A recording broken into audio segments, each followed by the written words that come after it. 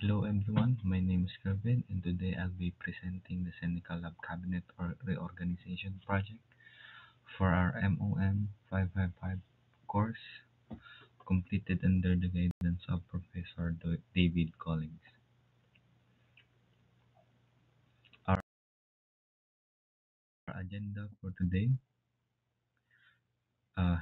we'll start with an initial look inside the cabinet and then go through the 5 key steps to reorganizing it. Finally, I'll show you the final look of the cabinet and share some concluding thoughts.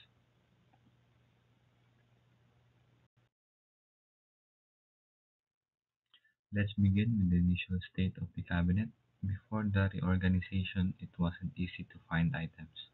You wouldn't know where to start looking or if searching was safe. For example, if I asked someone to get the CookCamp robot manual, it could take almost an hour to find it. The cabinet was also hard to close due to clutter, and with this, it is obvious that this cabinet needs to be reorganized.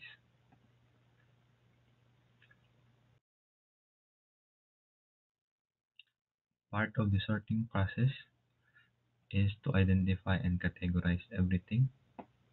Lab instruments like pressure gauges and VR components are identified. Test instruments, test PCs, lab manuals including the KUKA robot educational manual, safety gears such as safety glasses and face shields, and sanitary items like alcohol.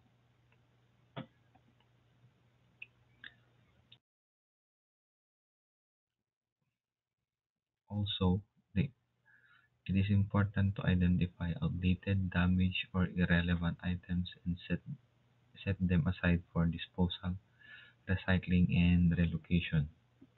Only essential and functioning items were retained, leading to a significant decluttering of the cabinet.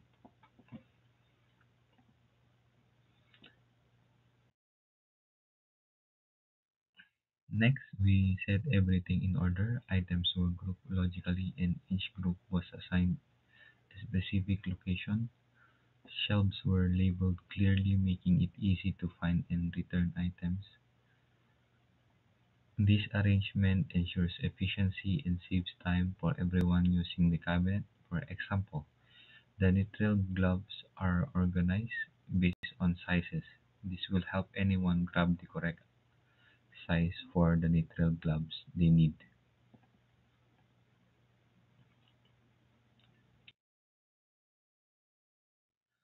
The third step was to shine or clean the cabinet.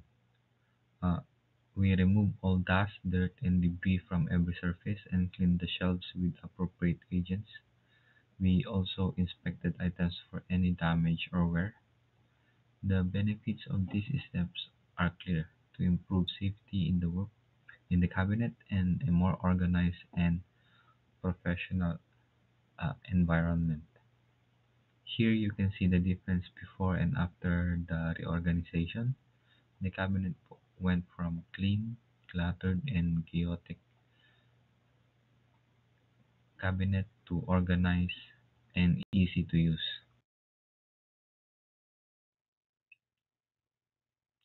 To maintain this organization, we standardized the process. All shelves are now clean, all items are correctly labeled, and only necessary items are present. Tools, equipment, and wires are stored properly, ensuring a consistent and safe environment.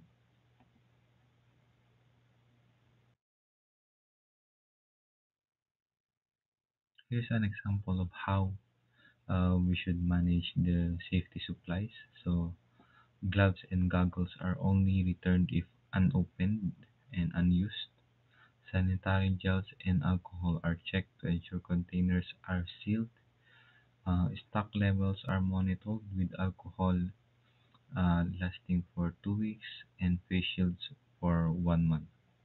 So a reminder for this slide is this is just an example um, checklist so that the organization of the cabinet is standardized or maintained. Next, And finally, to sustain these improvements, we focus on consistency. Regular inspection and preventive maintenance are scheduled for the cabinet by making organization a daily habit. We ensure long-term success and continuous improvement.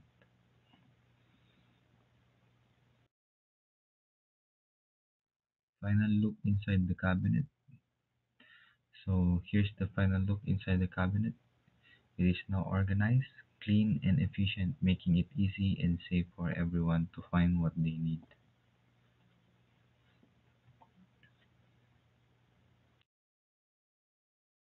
And thank you for your attention. I hope you have enjoyed this presentation. And if you have any questions or would like to see more details, please let me know.